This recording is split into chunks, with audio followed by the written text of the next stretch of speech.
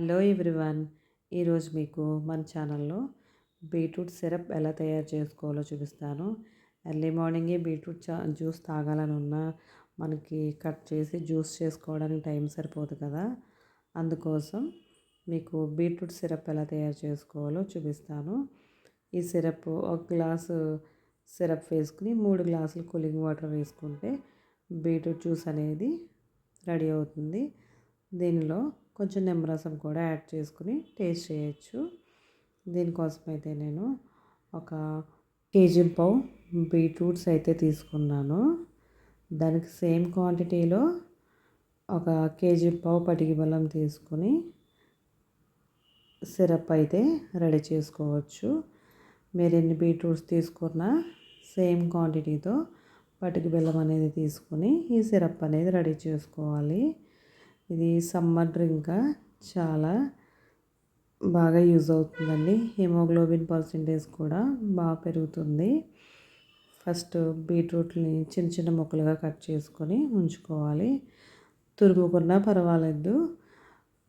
ఈ తురుముకున్న బీట్రూట్ కానీ మనం ముక్కలుగా కట్ చేసుకున్న బీట్రూట్ని కానీ జ్యూసర్లో వేసుకొని కొంచెంగా వాటర్ యాడ్ చేసుకుని బాగా మిక్సీ పట్టుకుని జ్యూస్ అనేది రెడీ చేసుకోవాలి.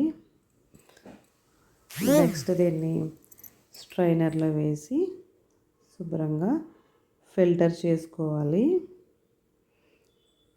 నేను కేజీ పావు బీట్రూట్లకి ఒక 3-4 టైమ్స్ అయితే జ్యూస్ని అయితే తీసుకుని స్ట్రైనర్లో వేసి వీడియోలో చూపించిన విధంగా నేనైతే స్ట్రైన్ చేసుకున్నానండి. మీరైతే క్లాత్లో వేసుకుని కూడా మనం ఫిల్టర్ చేసుకోవచ్చు. ఎలా అయినా పర్వాలేదు.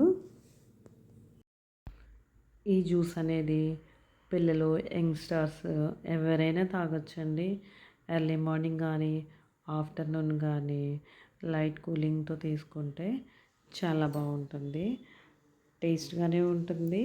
మనకి హెల్త్కి కూడా చాలా మంచిది. ఇలా కంప్లీట్గా జ్యూస్ రెడీ అయిన తర్వాత నేను 2 బౌల్స్లోకి సపరేట్ చేసుకున్నానండి.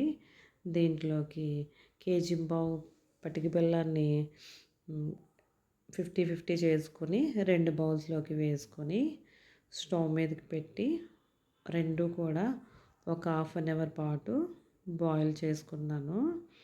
ఇలా బాయిల్ చేసుకున్న తర్వాత మనకి బీట్రూట్ సిరప్ అనేది రెడీ అవుతుంది. మీరు కూడా కంపల్సరీ ఒక్కసారి ట్రై చేయండి.